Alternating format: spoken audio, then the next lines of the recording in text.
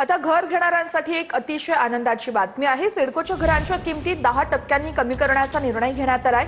उपमुख्यमंत्री एकनाथ शिंदे यांनी विधान परिषदेत तशी घोषणा केली आहे। ईडब्ल्यूएस आणि LIG या प्रवर्गातील नागरिकांना याचा मोठा फायदा होणार आहे। तब्बल 17,000 घरांच्या किमती कमी होणार असल्याचं कळतंय। खारघर, वाशी, खारकोपर, तळोजा, उलवे तसेच कळंबोली, कामोठे आणि पनवेलमधील घरांच्या किमतीही कमी होणार आहेत। सिडकोतर्फे नवी मुंबईतील खारघर, वाशी, खारकोपर, तळोजा, उलवे, कळंबोली, कामोठे, पनवेल या परिसरामध्ये 17,000 घरं बांधण्यात आली आहेत।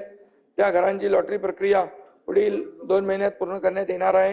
प्रधानमंत्री नरेंद्र मोदीजी यांच्या संकल्पनेतील हाऊसिंग फॉर ऑल या धोरणाला चालना मिळून परवडणाऱ्या घरांची संख्या आपल्याला वाढवतोय आणि त्यांना दर्जेदार घरं मिळतील यासाठी आपण EWS आणि LIG दोन्हीमध्ये 10% आपण रक्कम कमी करतोय आणि 10% त्याच्यामध्ये सूट देऊन या ठिकाणी त्यांना ज्या आता रक्कमा ज्या आहेत त्या 10%ने शशिकांतजी कमी करून घेण्याचा निर्णय आपला झालेला आहे।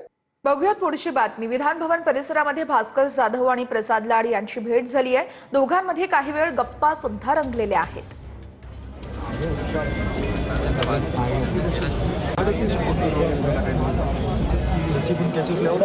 म्हटलं माझं वॅक्सिन या 50% मध्ये बातमी आता बीडमधून आहे। बीडमध्ये 5 वर्षांच्या चिमुकलीवर झालेल्या अत्याचाराप्रकरणी धनंजय देशमुख यांनी प्रतिक्रिया दिली आहे। मुलीच्या न्यायासाठी गेलेल्या लोकांवर गुन्हा दाखल होतो, मात्र आरोपींचं समर्थन करणाऱ्या लोकांवर कारवाई होत नाही असं वक्तव्य धनंजय देशमुख यांनी केलंय।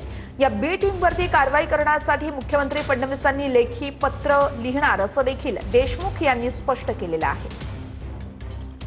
एकीकडे एका 4 वर्षाच्या 5 वर्षाच्या मुलीवर बलात्कार होतो, तिथं न्यायासाठी गेलेल्या सगळ्या लोकांवर कोर्टातल्या कायदेशीर कारवाई होते आणि केच कोर्टामध्ये तसं त्याच्यापेक्षा भयंकर प्रकार असताना त्याची CCTV असताना 31 डिसेंबरची कुठलीही कारवाई झाली नाही।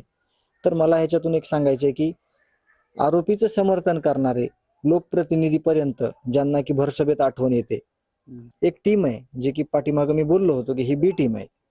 ह्या पूर्ण बी टीमचे रेकॉर्ड काढून यांना शिक्षा दिल्याशिवाय देशमुख कुटुंबियाला, गावाला, आमच्या सगळ्या साक्षीदारांना, फिर्यादीला कम्फर्टेबल वाटणार नाही।